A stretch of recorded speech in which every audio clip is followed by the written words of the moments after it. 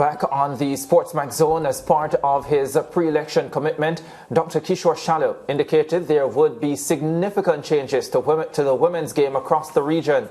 Now, less than 2 months into his tenure as president, Cricket West Indies has announced a significant adjustment to the travel and accommodation policies for the senior West Indies women's team. With immediate effect, members of the squad will travel business class for all long-haul international flights. In addition, each player will be accommodated in single rooms for all international assignments. The West Indies Players Association, WIPA, through its president, Waver Hines, has endorsed the new policy. We welcome this move by CWI in the quest to achieve greater equality within our work environment among our cricketers. We look forward to achieving similar goals in our ongoing negotiations on the renewal of our MOU for another 4-year period. Joining us to discuss this newly created policy as well as some additional plans in the pipeline for women's cricket across the region is the president of Cricket West Indies, Dr. Kishore Shallow. Dr. Shallow, great to have you on the SportsMax zone again. How are you doing on this Friday?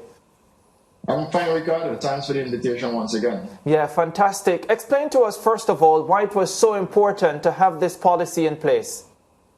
Well, absolutely necessary. It's something that we have thought about for some time now. Obviously, we have to get an appreciation of the financial implication and so on. And then we are at a point now where we believe that this policy, or the two policies, that they're sustainable. And, it is extremely important for equality. Our women are representing us across the globe, similar to the men playing international cricket, flying the flags of the region proudly. And I think it was very important that we afford them the same sort of privileges that the men enjoy. And, the feedback so far from the women, management and others, quite positive. And I'm really happy that we were able to implement these policies. Yeah, not that it should matter, right? But I want to get an understanding of whether there would have been concerns coming from the women and the women's setup in this regard? Not necessarily. It wasn't any sort of one factor apart from just improving the comfort level for the ladies. These are adults. Unfortunately, it has taken us probably a bit longer than we really would have liked. But at this point, we just decided that, listen, this is necessary. It's a significant increase in our budget, probably circa $500,000 US. But we thought that it was very necessary for us to make this move now, and giving the women, the confidence that we are going to invest in them as well, and that they're deserving of the same sort of treatment as our international men. Right, and Dr. Shallow, I can speak on behalf of my sister, Karishma, who plays with the West Indies women's team. And she was so elated when I saw the press release today. I forwarded it to her because, of course, I would know what happens, within the camp and whatnot. And I know they actually feel extremely respected, one. And it's a sort of comfort for them, which I think, and I'll pose the question to you, once the ladies feel, one, respected, and two, comfortable and equal, do we expect them, to produce results? Because to me, they have now no excuse to say that, they didn't sleep well last night or the flight was not comfortable and whatnot. I mean, when you travel to a place like Australia, you travel for 15 plus hours in some cases, and you need to be comfortable. You arrive in Australia and then you're expected to hit the ground running in less than 24 hours with training and so on. So you need them to be comfortable as possible, again, and it's just affording them the same sort of opportunity like the men. And the sentiments that I've received are quite similar to your sister, Mariah. Yeah. And I'm quite happy that they feel this way. But what we have to do as well, and this is not about saying, well, okay, we give you this, so we expect this, because there are other programs that we have to implement that, will help them to perform better. So it is not just this, there's a series of events that we are expected to implement over the next, say, 2 years, incrementally, of course, that we'll expect, turnaround in terms of results to be better. Right, and I think it's fitting now that I ask you about the Women's Cricket Transformation Committee. Tell us a bit about the role of this committee and, what will they be responsible for doing?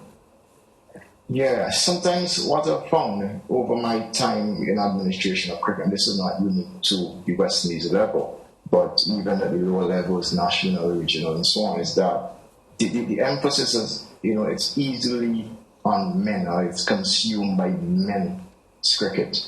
And what we think, what we thought at the time, a few months ago, I actually considered it that why don't we, at least dedicate a committee that will be geared towards the development component of cricket for female, and what that would do is sort of balance the sort of emphasis on men's cricket from the different levels. And they are expected, what we have done is identify persons who have worked closely with women's cricket over the years, and so they would have had ideas probably, provided to other administrators around the region that haven't really been, received as well as probably should have received the traction that they would have liked. And they now have an opportunity to directly, convey all these brilliant ideas to CWI, to the board.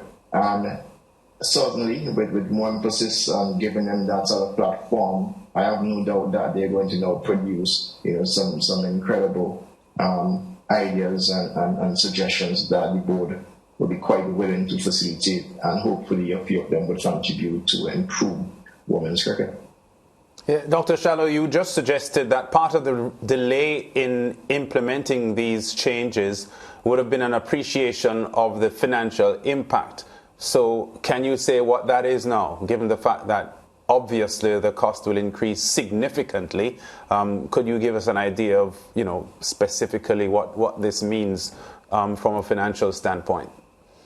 Yeah, initially it's going to equate to some $500,000 US, just in 1 year, and in this year, at least for the rest of 2023. Next year we have an increased budget for that as well, because if you have a full calendar year, home and away matches and tours, then we expect that to increase. But we are quite confident that it is sustainable. It is certainly worth the sacrifice. There are other areas we have to invest in for women's cricket, but at this very point we couldn't delay it anymore.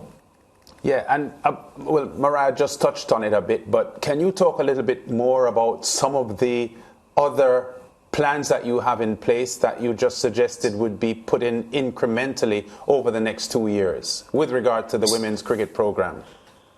Yes, absolutely. One of the things that you'll see coming out pretty soon is a women's academy, similar to the men's academy that just set up. That you've seen how the young players performed against the Headby and Weeks team, seasoned professionals, and you could argue that the academy, the emerging players they outperformed the seasoned professionals. And we want to afford the women a similar platform, so put them in a program, emerging team for female.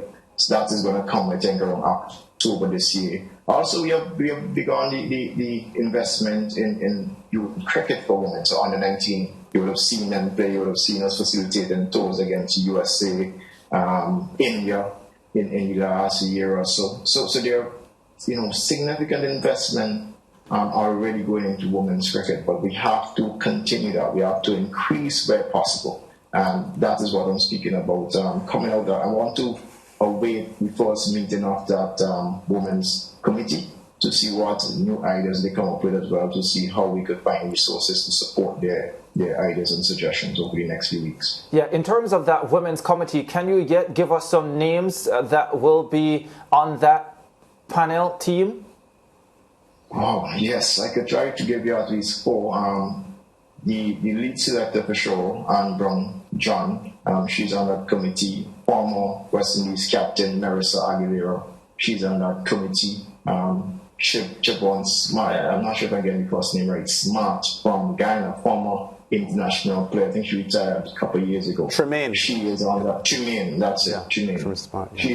She's on that committee as well. And there's Pedro Graves from Barbados, who is the chair of Women's Committee in Barbados, and we have seen how Barbados have performed. They just won the tournament, and so I suspect that his contributions over the years, have been at least positive. He's on that committee as well, and the only board member who is on that committee is Kumar Rodney, who is Antiguan, but he's also a women's coach.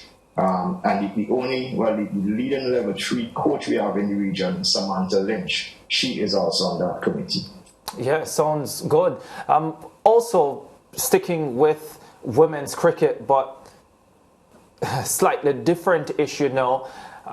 I know not so long ago the contract of the head coach and his staff, Courtney Walsh, would not have been renewed.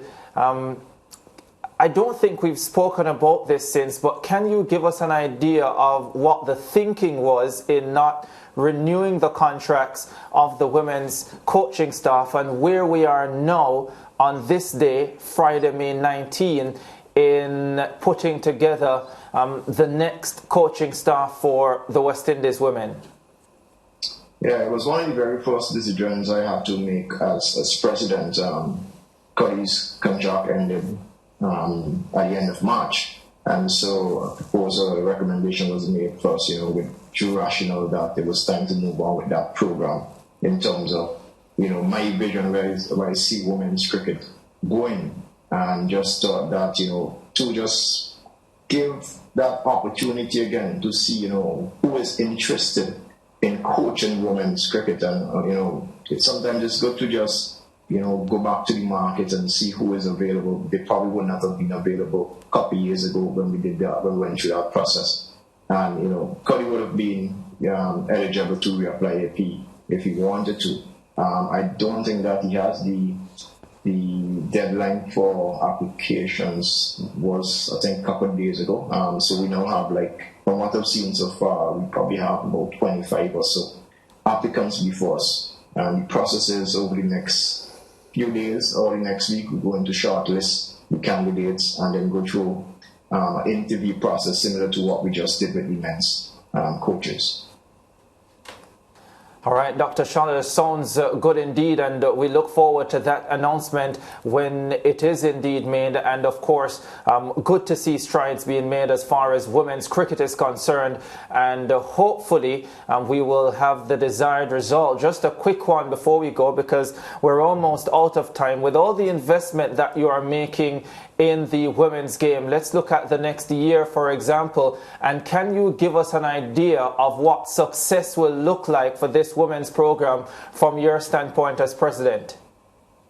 I definitely want to see the young players coming through. I want to see, I think last year or this year, we invested in at least 4 or so under 19 players going to the next level. I suspect there are a couple more from what I've seen. There's a lot of talent there, Ricardo. So we have to ensure, give them the platform to express themselves, give them the confidence as well to perform and express themselves at the international level. And I have no doubt that once we provide them with such platform, they are going to shine. They're going to shine. So what I want to see is, the skipper, Haley Matthews, Stephanie Taylor, former skipper, and the other senior players, helping to groom these younger players and, getting them to perform credibly at the international level. And once we get that done, I'm sure that we're going to get more success on the field. Yeah, we can't have the CWI boss, Dr. Shallow, on the SportsMax zone and not throw a couple of other questions to you. One, I touched on last week because I was just noting how Shubman Gill is such a world-class player at the moment, and I was referencing the point that in 2018, he was the number 2 highest scorer in the Under-19 World Cup behind Alec Atanaz. What can Cricket West Indies do to ensure that our talented 18, 19, 20-year-olds transition into being world-class players, as we have seen Shubman Gill do for Pakistan? He's number 5 in the world at the moment, and Atanaz isn't even able to make the West Indies team. Yeah, Shubman for India, not Pakistan. Don't mix that up with dollars. I'm sorry. Yeah, I'm sorry. Yeah. But he's number 5. He's number 5 in the world in ODI ratings. Yeah. He's an exceptional player. I think he's averaging probably 65 or something like that. Incredible. And I've said this over and over that the system that they have in Australia and England, they're so far ahead of West Indies, and we need to give our players, that sort of pathway management opportunity that they could come to the system and accelerate them to play international cricket. I'm happy to see Alec scoring runs and performing at the first class level. He just scored a really nice 80-something, impressive 80-something in Bangladesh. So I suspect he's not too far from getting up there, and hope he could grab the opportunity like a Shabman Gill. But we have to invest, Lance. We have to get those. I suspect the emerging programs that would help. We need us under 23, a robust under 23 program for both male and female that will help these players that when they finish under 19, they don't necessarily take so long to develop, because they probably take a year or two to establish themselves in a national team, right? And I think that right, if we have a good under 23 program, it would help them to advance and hopefully close the gap between the international cricket and our regional cricket. Yeah. All right, Dr. Shallow, thanks very much for joining us on the SportsMax Zone today, and for sure we'll be chatting again maybe a few times for 2023. A lot more time. Looking forward. All right, Dr. Kishore Shallow, President of Cricket West Indies, and talking about talented players. Shimron Hetmar in fine form today for Rajasthan Royals as they keep their slim playoff hopes alive in the IPL. They beat Punjab Kings. We're chatting about that after the break.